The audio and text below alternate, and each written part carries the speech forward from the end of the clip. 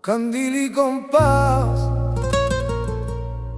hoy no es noticia el miedo, ni el ruido que no cesa. Aquí contamos lo bueno, vivencias del alma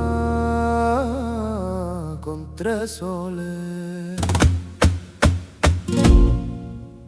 Bienvenidos a Candil y Compás.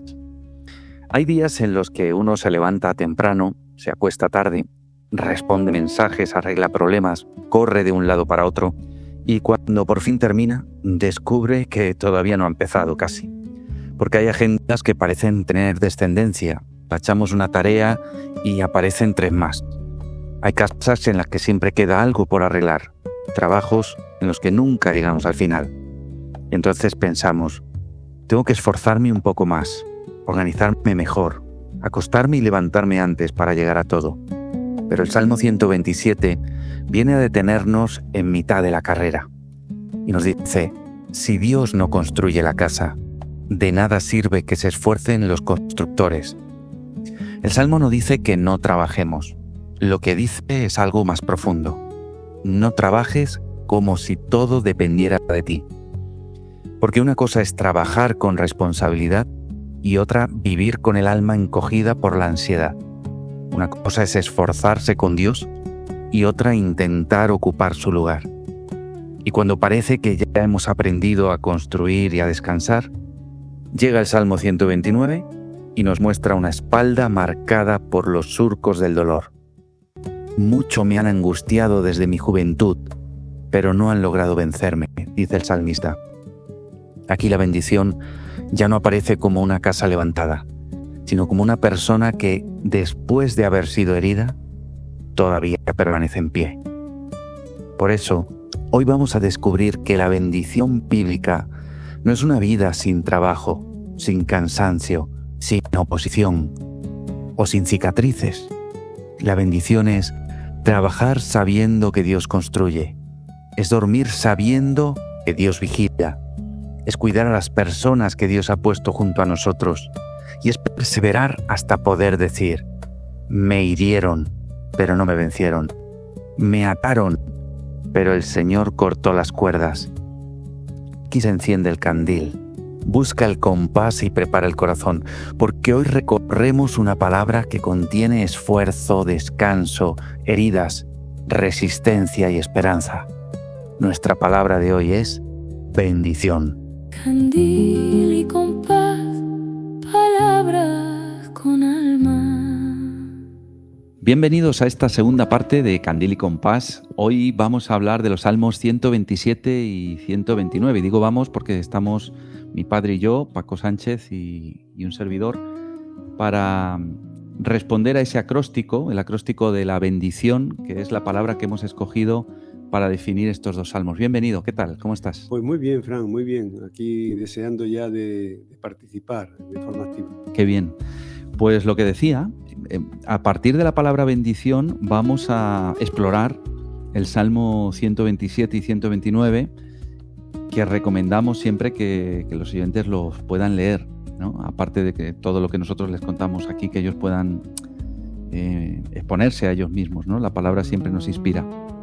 Y la idea central de la que hablan los salmos es que necesitamos a Dios para todo. Si queremos gozar de su bendición, necesitamos a Dios para todo. La bendición no es una vida sin cansancio, sin trabajo, sin heridas, sin oposición. No, la bendición bíblica es vivir bajo la soberanía de Dios. O sea, trabajar sabiendo que Dios es el que construye, el que nos ayuda a descansar, el que nos protege, el que siempre va a estar vigilando y el que nos va a liberar, como vimos en la sesión anterior, de todas aquellas ataduras que intentan esclavizarnos. Así que el Salmo 127 concretamente nos enseña sobre el trabajo y el versículo 1, lo podríamos leer, dice: si Dios no construye la casa, de nada sirve que se esfuercen los constructores. ¿Qué significa este salmo? Este versículo concretamente. Sí, pues para mí significa que Dios es lo que necesitamos en cada cosa, ¿no? Si es trabajar, pues no se está diciendo que no trabajemos, pero sino que trabajemos bajo la dirección divina. Entonces, si Dios nos construye la casa, es si en el fondo estamos construyendo la casa. Aquí puede ser emblema de otras cosas, pero estamos construyendo sin Dios no tiene sentido, porque Dios es el que le da sentido a todo y todo proviene de Él y para Él. Él ha hecho todas las cosas para Él, por Él, son todas y cada una de las cosas. Así que sin la intervención de Dios en nuestro trabajo, en nuestro descanso, en nuestra riqueza, en nuestra salud, no tiene sentido. O sea, podríamos decir que es el fundamento, que es la base. Sí, base, cimiento. Eso es. Por eso hemos cogido en esta primera letra de la palabra bendición la B, la palabra base. La B de base, Sí, de sí. fundamento, de cimiento. Exacto, sí. Si construimos todo sobre él, nuestra casa, nuestro matrimonio, la familia, el trabajo, si todo lo construimos sobre este fundamento, sobre esta roca, pues vamos a poder experimentar lo que dice aquí, ¿no? Vamos a estar construyendo sobre lo que Dios hace realmente. Sí, no es un llamado a la pereza, desde luego, no es un llamado a que lo haga Dios. No, Que lo haga Dios. Hay que construir la casa, que la construya el Señor. eso. Que hay que hacer la carrera, pues el Señor que me apruebe, que me dé. No, tenemos que hacer nosotros todas las cosas que tenemos que hacer, que son muchas, pero todas tenemos que hacerlas bajo el parámetro, la vigilancia, el amor, la provisión y el cuidado de Dios. Claro, el peligro, yo creo que corremos más riesgo de lo contrario. Es decir, más riesgo de sacar a Dios de la ecuación. Totalmente. Desde el principio fue así. Porque Adán y Eva, en el fondo, ¿qué es lo que pretendieron? Pues sacar a Dios de la ecuación. Si somos como Él, no necesitamos estar. Y la gente en general, pues como que no necesita en su ecuación de vida, no necesita a Dios y le sacan. De hecho, nos solemos acordar de Dios en los momentos malos. Yo recuerdo haber ido a varios entierros, ¿no? Bueno, pues si Dios lo ha querido, y yo pienso, bueno, pues evidentemente Dios tiene el control de cada vida humana, pero que no solamente en esos momentos, que Dios lo tiene constantemente, desde el minuto 1 en el que nos levantamos, cada día, ¿no? Desde el minuto 1 en que vinimos al mundo, Él ya conoció nuestro... Correcto, eso es, lo hablábamos el otro día. Nuestro embrión conoció en sus ojos. Eso es. Mi embrión vieron tus ojos, ¿no? Dice, sí. O sea, el salmista tiene ahí la percepción de que Dios, aún antes de que él haya nacido, ya tiene, y en tu libro estaban escritas todas las cosas que tenías preparadas para mí, dice el Salmo, ¿no? En un tiempo en donde no había ecografías, no había... Bueno, pues esa sería la primera, ¿no? De la palabra bendición, la B, nos quedamos con base. Vamos a poner al Señor como fundamento en nuestras vidas. La segunda letra es la E de esfuerzo. Dice el versículo 1 y 2 que hay esfuerzo vano cuando se trabaja sin Dios o como si todo dependiera de uno. Viene a redundar en la idea que venimos hablando. Sí, quizás hemos anticipado algo de eso. Sí, al final, cuidado, ¿no? O sea, primero, asegurémonos de que Dios está en el centro, de que Él es el fundamento sobre lo que construimos nuestras relaciones, nuestro hogar, todo lo que Él nos permite hacer y tener. Por supuesto hay un esfuerzo, pero cuidado, porque no depende solo de nosotros, ¿no? También hay varios proverbios que hablan de esto. Sí. Por ejemplo, que el caballo se alista para la batalla. Pero Dios es el que da la victoria. Dios es el que da la victoria. Entonces, encomienda al Señor tu camino, confía en Él y Él hará. O sea, no es para el que corre, para el que quiere, para el que corre, sino para quien Dios tiene. Eso es. A lo necio del mundo escogió Dios, ¿no? Uh-huh. O sea, Él al final, sí, utiliza lo que tenemos, lo que somos, pero sobre todo es Él. Es todo por gracia. O sea, no podemos basar nuestro éxito en nuestro propio esfuerzo, digamos. De ninguna manera. Y si lo hacemos, estamos cerrando al blanco. Eso es. Así que, ojo con eso. Cuidado, ¿no? Porque es muy fácil. Hay una línea muy fina entre lo que es una responsabilidad y lo que es una dependencia. Se puede ser dependiente y ser muy responsable en esa dependencia, o se puede llamar responsabilidad a la emancipación, que es lo que hace el mundo, emanciparse de las normas divinas. sacar a Dios de la ecuación. Eso es. Mientras que Dios es el arquitecto de que los que construimos, Sí. Dios es el escudo de quienes batallamos, la espada de quien... Para otros, Dios pasa a ser un cronista lejano a la guerra. Sí, sí, sí. Sí. Eso es. Pues el Salmo también habla de que quien confía en el Señor experimentará descanso. Esto me sorprendió mucho cuando lo leí, porque hablaba de eso, de que tú darás descanso, ¿no? En la noche. O sea, como que me sorprendía porque, bueno, hoy en día cada vez se escucha más, ¿no? Que hay mucha gente que no duerme bien, que se toman muchas pastillas para dormir, Sí, sí, ¿no? sí, sí. Esto cada vez se escucha más. Antes no era tan común. Pero sí, aquí he escogido de la letra N noche, la noche, porque en la noche es cuando se supone que tenemos que descansar. Y dice el Salmo que el Señor va a dar descanso a sus hijos, ¿no? Entonces, bueno, pues si no lo estamos experimentando es motivo para que le pidamos, ¿no? Por este descanso del que nos habla aquí, en el Salmo. Sí, pero es un descanso que en la noche viene como consecuencia también del descanso que tenemos durante el día. Claro.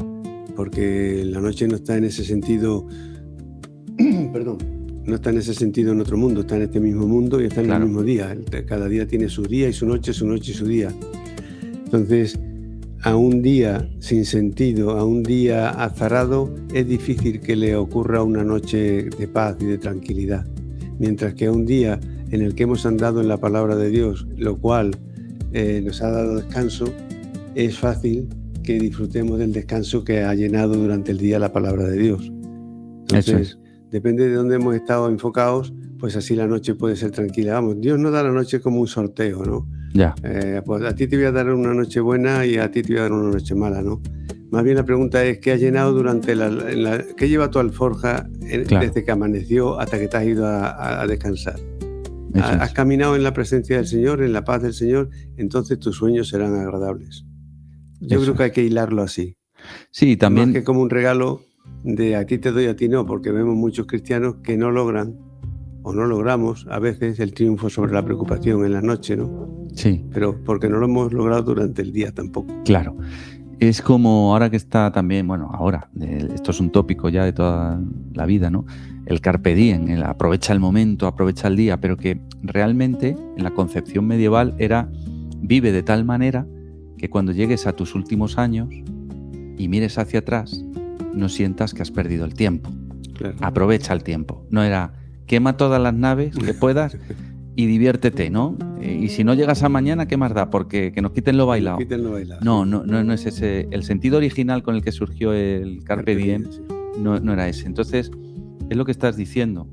Que vivamos desde el minuto 1 en el que nos levantamos de tal manera, aprovechando el día para el Señor, que cuando llegue la noche Exacto. tengamos esa sensación de Carpe Diem, de decir, he aprovechado el día, he hecho lo que tenía que hacer, que no significa que sea agradable. Pues pueden ser cosas que a lo mejor han supuesto dolor o, ¿no? Bueno, eso es implícito en el cristianismo, el que el cristiano no sigue a Cristo porque le va a ir muy bien y muy agradable, Claro, en cierto modo. Le sigue a Cristo porque Él es meritorio de que le sigamos y Él es Dios. Y seguirle a veces, como dicen algunos, la salvación puede ser gratuita, pero el discipulado te va a costar la vida. sí. O sea que... Es que el Señor tiene esa capacidad, ¿no? De en medio de las situaciones más difíciles, darnos la tranquilidad que necesitamos o la paz, que es una paz sobrenatural, que escapa a nuestro propio esfuerzo. Me estoy acordando ahora de una imagen que vi, de una foto cuando estuve en Auschwitz visitando el campo de concentración, que había, por lo menos vi 2 o 3, sobre todo eran mujeres, de presas, que sonreían con su número, ¿no? de interna en el campo de concentración. Y yo decía, ¿cómo pueden sonreír en medio de esta situación tan crítica, tan difícil, ¿no? Y pensaba, leí en un libro acerca de esto también, que es una capacidad sobrenatural que el Señor nos da para superarnos en medio de circunstancias en las que no podríamos sonreír de manera natural, ¿no? Claro, sí. O sea, viene a ser un testimonio de que aún en medio de la adversidad más profunda que podamos experimentar aquí en la tierra, Dios sí puede hacerlo. Claro, es una paz. Jesús lo definió muy bien, que el mundo no puede dar. Es decir, que el sistema que seguís no os puede dar, porque esa paz que da el sistema, ¿cuál es la paz? Pues el pensar que el granero está lleno de trigo, eso te da una paz, una falsa paz, porque como dijo Jesús, necio, esta Claro. noche vienen a por tu alma, ¿de quién será? Claro, aquí se va a quedar todo. Entonces, claro, por eso Jesús dice, yo doy una paz no como el mundo la da, porque el mundo estructuramos una paz que va, mis hijos están bien, yo estoy bien, Claro.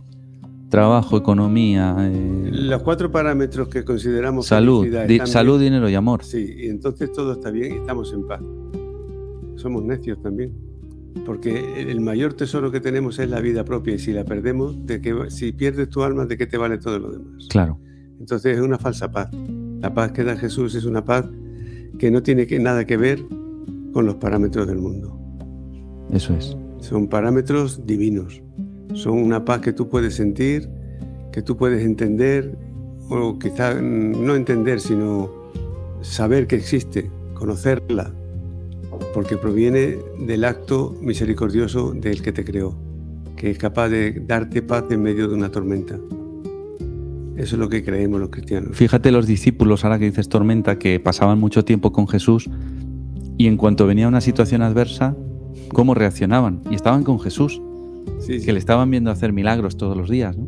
Y muchos eran pescadores. Y muchos eran pescadores, que eran, vamos, diestros en el arte de la navegación, o sea, que supuestamente era Jesús el que se tenía que asustar, ¿no?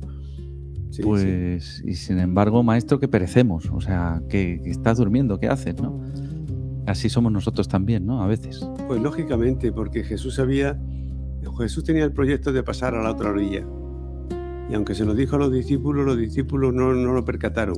Si hubieran sabido que Jesús le había dicho que se iban a ver en la En otra la tormenta, orilla, claro. dirían, no pasa nada porque hemos quedado con Jesús. De hecho, hay una anécdota, no sé si era ¿de quién era Paco? Ay, bueno, lo siento, no me acuerdo del nombre.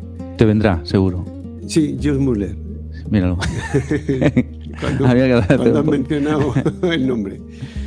Pues que andaba de tal manera en los caminos del Señor, en la oración, en la búsqueda de su voluntad, en la búsqueda de su paz, que tenía un conocimiento que superaba lo natural. Dicen que en una de las ocasiones que fue invitado para predicar a una ciudad lejana de donde él vivía, tuvo que ir en barco y a medianoche se hizo una niebla grande en el barco, en el entorno del barco, y el barco tuvo que suspender la marcha.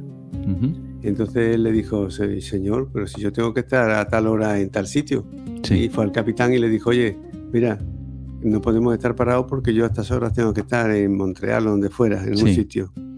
Y dice el capitán, no puede ser, con esta niebla el barco no puede Avanzar. avanzar. Ujú. Dice, bueno, vamos a ver, se bajaron a la bodega a orar y tuvieron un ratito de oración. Incluso se cuenta que el capitán quiso hacer una oración y George Muller le dijo, no la hagas porque encima tú no crees que se va a ir la niebla. Claro. O sea, él ya espiritualmente sabía que no estaba orando con fe. Sí. Y Dios le dio el conocimiento de que estaba despejado el terreno. Sí, Y subió al barco y efectivamente estaba despejado y pudieron avanzar. fíjate. Así que cuando estás en el conocimiento de Dios, en las cosas de Dios, tienes paz. Él se turbó por un momento de que el barco estuviera parado, pero inmediatamente recobró la paz porque tenía comunión con Dios, que es la verdadera paz. El que da paz porque da una visión, porque da un propósito, porque da una asistencia, no es lo que el mundo da. El mundo da palmaditas, consejitos, frases hechas. Claro. Lo que pasa es que fíjate que en todas esas situaciones veo que hace falta un ingrediente muy importante, que es el de la fe, Claro, es que sin fe... ¿no? Porque lo que tus ojos naturales están viendo no te transmite precisamente paz, No. ¿no? Todo lo contrario. Claro. Sin embargo, lo que Dios te está revelando al corazón sí es que confía en mí, camina, ¿no? Como Pedro sobre las aguas. O sea, en cuanto Pedro quitó la vista de Jesús, para abajo, Sí. ¿no? Y eso nos pasa a nosotros. Quizá tenemos esa primera fe para empezar a caminar sobre las aguas, en el mejor de los casos. Eso es. En el mejor de los casos. En el mejor de los casos, sí. Pero en cuanto ya vemos ahí que estamos dando los 2 o 3 primeros pasos, con la mirada puesta en Jesús, hombre, pero ¿qué estoy haciendo, no? Oye, mira, si estoy caminando, y ahí quitamos la mirada del Señor y volvemos a caernos, ¿no? Y entonces sálvame, socórreme, ¿no? Otra vez. Sí. Entonces, bueno, pues lo necesitamos. El versículo 3 al 5 hablan de un don, cogido la letra D, por supuesto, y habla de los hijos como bendición, como regalo de Dios. Dice que es uno de los frutos más valiosos que tenemos, ¿no? Y hace alusión, en este caso, al gran privilegio que tenemos de poder relacionarnos, de poder educar, de poder transmitir, pasar el legado también, ¿no? A la siguiente generación. Sí, es una lástima. Entiendo yo que es una lástima cómo el enemigo de las almas se preocupa y se ocupa en destruir la obra de Dios, ¿no? Uh-huh. Porque si algo es atacado en el mundo es la familia. Sí, la vida, sí. Porque la relación más sincera, entre comillas, si todo lo sincero que puede ser el hombre, la relación más amorosa, más respetuosa, aunque haya familias que no son representativas de esto, por desgracia, pero se da en la familia, ¿no? Sí. La sangre tira mucho. Entonces, ¿qué es lo que el diablo se está ocupando en el día de hoy de desprestigiar por todas partes? La familia. Sí. La familia, esos hijos en torno a la mesa, ese regalo de Dios que son los hijos. Porque en la Biblia incluso la esterilidad era como una maldición. Sí. Era contada como una maldición. Y de hecho el tener abundantes hijos pues se cuenta como bendición, ¿no? Bienaventurada la mujer que da luz y da luz en abundancia. El hombre que tiene muchos hijos como flechas en la aljaba. Pues esa idea está hoy desprestigiada absolutamente. Hoy la gente prefiere tener un perrito a tener un hijo. Sí, totalmente. Como se ha distorsionado, y ¿verdad? Nos gustan los perros, pero claro, sí.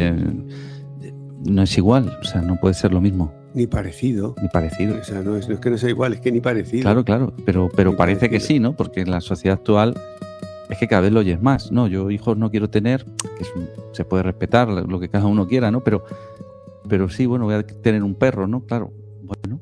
Sí, con todo el respeto a quien no quiera tener hijos, o sea, no estamos aquí condenando a nadie, pero la Biblia sí dice que son una bendición del Señor. Exactamente. Entonces, el Salmo lo que viene a decir es, podemos tener una casa maravillosa, pero ¿de qué nos sirve si no hay relaciones dentro de esa casa? Si no hay relaciones, ¿no? Podemos tener un buen trabajo y acumular mucho, pero ¿de qué sirve si tampoco lo vamos a poder compartir de manera cercana con otros, ¿no? Podemos tener una casa muy bien construida, pero hay vida dentro, más allá de la nuestra, ¿no? Podemos tener una agenda llena de pues, todos los días y todas las horas marcadas de compromisos, pero cuidamos a alguien, estamos dedicando tiempo a cuidar a alguien, a preocuparnos por alguien, a acompañar a alguien. Entonces, habla de algo más que va más allá de simplemente el beneficio práctico del día a día. Yeah. Está hablando no simplemente de resultados, está hablando de un fruto espiritual, de un legado, de transmitir una historia, algo que el Señor nos ha pasado y que debemos pasar a la siguiente generación, ¿no? Sí, son métodos que Dios usa incluso con su verdad, ¿no? Él la pone para que los padres la pasen a los hijos a los hijos. Dios amaba a Abraham, entre otras cosas, porque sabía que iba a pasar el legado a sus hijos. Claro. Su previsión, el Señor sabía, en su providencia, Dios sabía que se agradaba de Abraham porque él habría de pasar el temor de Dios a sus hijos. Entonces, la idea de Dios está como bendición el que podamos tener una relación que pasa los beneficios de una generación a otra. Y eso se hace con la familia, con los hijos. No se hace con los animales. Claro. A los que respetamos muchísimo, por cierto. Sí.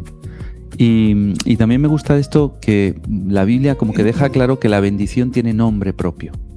O sea, la bendición se sienta a la mesa, la bendición te llama padre, madre, hermano, amigo, hermana, ¿no?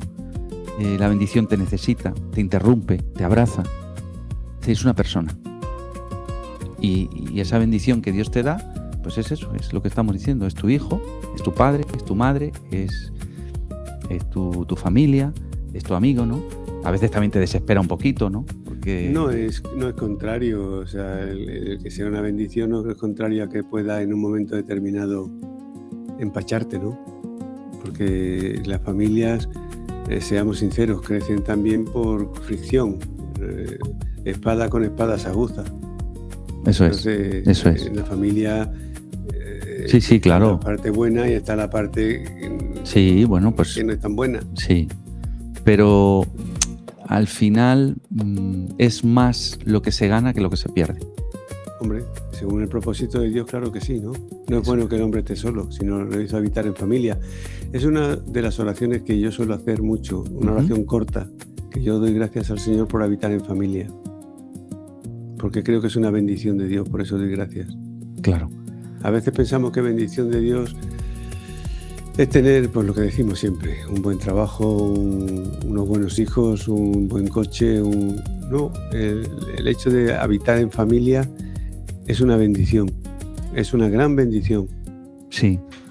Hay ahora no recuerdo, creo que es un proverbio, puede ser, un salmo, no sé, que bienaventurado el varón que llenó su aljaba de ellos. Sí, Se refiere a los hijos. A los hijos, sí. Bendición de Jehová son los hijos, bienaventurado el varón que llenó su aljaba de ellos. Eso es, son como flechas, ¿no? Sí, Que se lanzan hacia adelante, hacia el futuro, sí. que exactamente. continúan, que prolongan aquello que se empezó antes, ¿no? Sí, así es. Entonces, bueno, como padres tenemos esa responsabilidad también, de padres, madres, quiero decir, proyectar a nuestros hijos hacia adelante, también en los caminos del Señor, en la bendición del Señor. La siguiente palabra... Sí. Inciso, aun cuando sabemos, somos conscientes de que las flechas que se mandan hacia adelante rara vez vuelven hacia atrás. Es decir, que así como nosotros impulsamos a nuestros hijos, Sí, no siempre los hijos impulsan a los padres. claro. Sí, como que no es ley natural, ¿no? Como que no se revierte, no dice, pues ahora los hijos tienen que cuidar de los padres, ¿no? Esto en el mundo de hoy, antes era más, no sé cómo decirte. Sí, No. Más era un valor, ¿no? Sí, era un valor el cuidar del abuelo en casa. Tener o- los abuelos en casa era y un valor. hay muchas culturas que sí que lo hacen. Sí, por suerte sí, yo creo que esas son buenas culturas las que tienen en cuenta a sus ancianos. Pero hoy día no es el afán de la familia tener al viejo en casa. No. Lo que pasa que sí que dice la palabra honra a tu padre y a tu madre. Y No. tendrá la luna de día, porque es el primer mandamiento con promesa. Con promesa. Entonces, o sea, no es que la Biblia quiera decir, bueno, que los padres ayuden a los hijos y ya está todo hecho. No. O sea, sí que deja bien claro también la importancia y de hecho vemos que, bueno, el mismo Jesús comenzó su ministerio con 30 años. O sea, que todo ese tiempo estuvo en familia, Sí, ¿no? Por lo tanto, no. La Biblia deja claro que sí, que tanto de un lado como de otro. Otra cosa es que luego en el mundo, ¿no? O en nuestro día a día, sí. o en la sociedad actual en la que vivimos, pues haya puesto de moda... Es que lo que decía antes, y aunque me haga repetitivo, el diablo está torciendo absolutamente todos los valores bíblicos. Claro, Está destrozando la idea de familia, está destrozando la idea de filiación del hijo. Los padres hoy no son tan entregados como los padres antiguos. Los hijos tampoco son tan respetuosos como los hijos antiguos. Se va metiendo en la sociedad como una China que no se ve, pero se va metiendo en la sociedad una agenda diabólica que realmente está retando a todas las verdades divinas, ¿no? Porque Dios es verdad, y si Dios dice que los hijos son una bendición, no es que no tener hijos es mayor bendición, porque así te puedes ir donde te dé la gana, cuando te dé la gana, que es lo que hace la gente hoy. No hay anuncio que me dé más rabia que el que anuncia hotel donde no se pueden llevar niños.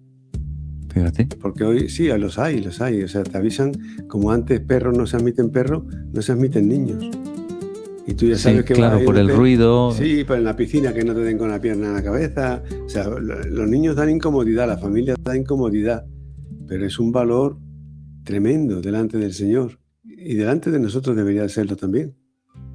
Sin embargo, Sí. el mundo mete tijera. Sí, incluso en la iglesia. En la iglesia es importante, yo creo también que los niños estén participando de la alabanza congregacional, ¿no? Sí, por lo menos de la alabanza congregacional, por lo menos. Porque a veces también incluso en ese querer adaptarnos a ellos, preparamos para ellos pues una serie de canciones, pero se pierden también lo que es la bendición de estar como cuerpo, ¿no? Como un Viendo solo a tus cuerpo, padres como adoran al Señor. por ejemplo. O sea, porque es una enseñanza. El niño aprende más, todos lo sabemos esto, no descubro nada. El niño aprende más por lo que ve que por lo que se le impone como enseñanza. Claro. Entonces, cuando un niño ve a su padre alzar las manos, luego él no tiene vergüenza de alzar las manos por lo general. Claro. Porque es lo que... Y qué bonito es el pueblo que adora al Señor, que alaba al Señor de corazón. ¿Qué más enseñanza que esa se puede mostrar? Claro. ¿Aprenderte los nombres de los patriarcas? No. Que no digo que no sean importantes, pero más importante es cómo adoramos a Dios que conocer el nombre de los patriarcas. Eso es. Pues damos el salto al Salmo 129 y nos trasladamos a la I de insistencia. Y el versículo 1 y 2, aquí dice: mucho me han angustiado desde mi juventud, pero no han logrado vencerme. O sea, el tono cambia. No estamos ya en la casa que está construyendo el Señor, sino que aquí nos habla de una espalda herida, de dolor, no aparece solo el trabajo, sino también la resistencia, ¿no? Y vemos que la bendición no implica, tener la bendición de Dios en nuestra vida, que no implica que nadie nos angustie, o no significa que no tengamos oposición, o que no existan temporadas largas, pesadas, ¿no?, en las que tengamos que luchar mucho. El salmista dice: me han angustiado, pero no me han vencido, ¿no? Y ahí Eugene Peterson, el autor del libro Una obediencia larga en la misma dirección, habla de la perseverancia, ¿no?, que es no abandonar a la primera, permanecer, no vivir de entusiasmos breves, sino tener en mente la meta, ¿no? Que hay un proceso, y en ese proceso pues habrá altibajos, pero hay una meta. Claro. También veo yo ese mal hoy en día, ¿no? Que es: aprovecha ahora, vive el momento, el hoy. No pienses en el mañana porque todavía no ha llegado. Vale, estoy de acuerdo en que no nos tenemos que obsesionar con el futuro, pero hay una meta. Hay una meta, o sea, todos vamos a un mismo sitio, ¿no? Como decía Jorge Manrique. Sí. Nuestras vidas son los ríos que van a dar la mar. Allá van los señoríos. Eso es. Entonces, después de la muerte, ¿qué viene? Para nosotros la gloria. La gloria, la resurrección. Para otros, malamente. Claro. Entonces, lo que quiero decir es: no descuidemos, porque hay una meta, hay un propósito. Mientras el Señor permite que estemos aquí, debemos perseverar. No es simplemente vivir el día. Bueno, pues otro día más que me ha tocado vivir. Otro día más. No, si el Señor permite que estemos aquí hoy, es porque Él sigue contando con nosotros hoy. Claro. Y quiere que hagamos algo hoy. Y eso nos acerca más a la meta. Entonces, no hay que obsesionarse con el futuro, pero no podemos perder de vista hacia dónde vamos. Como decía Pablo, sí, prosigo a la meta, al supremo llamamiento del Señor, ¿no? Sí, Dios ha hecho las cosas cíclicas, ha hecho las cosas con propósito. El invierno no marca la vida, sino que marca el paso a la primavera, a la primavera. El invierno es la época, sí, en que pasamos frío, pero los microbios son quitados.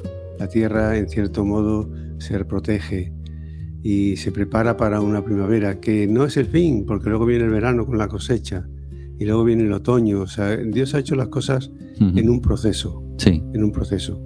Lo que pasa es que nosotros hoy día queremos ese proceso extractado, condensado y sin problemas.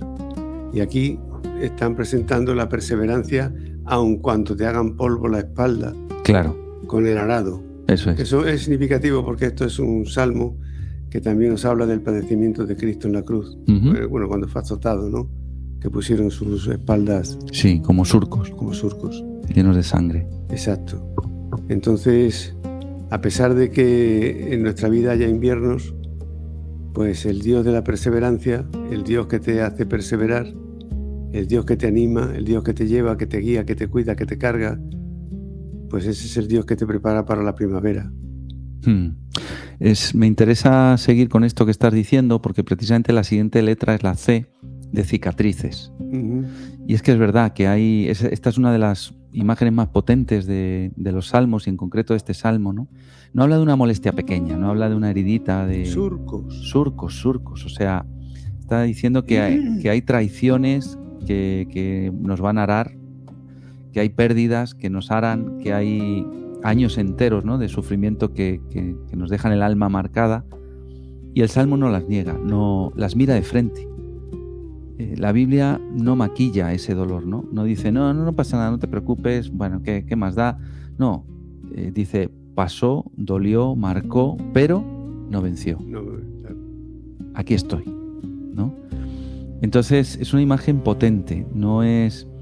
Llevamos, ¿cuáles son nuestras cicatrices? ¿Cuáles son nuestras heridas de guerra en el Señor?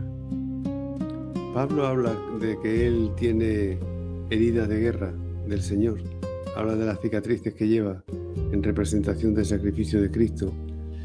Y nuestras heridas de guerra, supongo que en ese sentido son el daño que nos hace la sociedad, la incredulidad, la desobediencia, el egoísmo, el pecado en general. Incluso las grandes pérdidas que nos sobrevienen, ¿no? Y no podemos controlar. Que no puedes controlar. De hecho, controlamos menos cosas de las que creemos. Eso es. Y sin embargo, tenemos otra I, la siguiente letra, que la hemos relacionado con la intervención. Porque hay un pero. El versículo 4 del Salmo 129 dice, pero el Señor, que es justo, me libró de las ataduras de los impíos. Hay ahí un pero que actúa como bisagra, ¿no? Sí. Nos abre la puerta a otra dimensión. Los enemigos nos hieren, pero Dios sana. El mal nos esclaviza, pero Dios nos libera. Las cuerdas nos atan, pero Dios... Sí, el pero siempre es muy importante en la Escritura. Cada vez que veamos un pero, deberíamos de parar y reflexionar en las dos cosas que se están enfrentando ahí. Eso es. O sea, al final no estamos solos. Hay ataduras fuertes, hay opresiones dolorosas, pero el Señor es justo y Él sigue al control, ¿no? Así que bueno, hay una imagen también que presenta Eugene Peterson, que es la de los bueyes que siguen caminando, los vaqueros que siguen gritando, pero los arados ya no funcionan. ¿Por qué? Porque Dios ha cortado esas ataduras. Entonces, aunque la oposición esté ahí, haciendo ruido... Pero no tiene la última palabra. No tiene la última palabra. Que esto es algo que la gente siempre... Pero si Dios existe, ¿por qué permite las guerras en el mundo? ¿Por qué permite el mal? ¿Por qué? Pues es verdad que desde la lógica no podemos responder muchas veces, ¿no? No podemos entender por qué personas buenas y seres queridos se marchan o incluso sí, fallecen por un accidente tal y sin embargo otras personas que están haciendo mal continúan sobre la tierra. Y coleando. Claro, pero Dios es soberano, Dios tiene un tiempo para todo. La última palabra todavía no está dicha. Y pasamos a la siguiente letra, que es la O, obra que se seca. La hemos relacionado con la obra. Habla de los malos, precisamente. Los versículos 5 al 7 dicen que sean como la hierba en el techo que antes de crecer se marchita.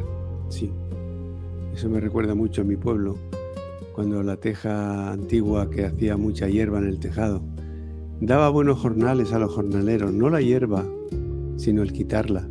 Claro. El quitarla, el limpiar los tejados. Sí. Antes de que llegara el invierno era una buena brecha donde mi padre ganaba buen dinero, claro, limpiando tejados. Ya me llevaba a mí también. Sí, ¿no? Sí, aprovechaba para... Sí, da la hierba corta esa. ¿Ves cómo los hijos son una bendición? Tu padre lo sabía. Sí, sí. Pues, sin embargo, esa hierba, también habla la Biblia de que la hierba es que hoy está verde, mañana está seca. O sea, la hierba en general tiene una vida corta. Y en este caso se relaciona en el Salmo con la maldad.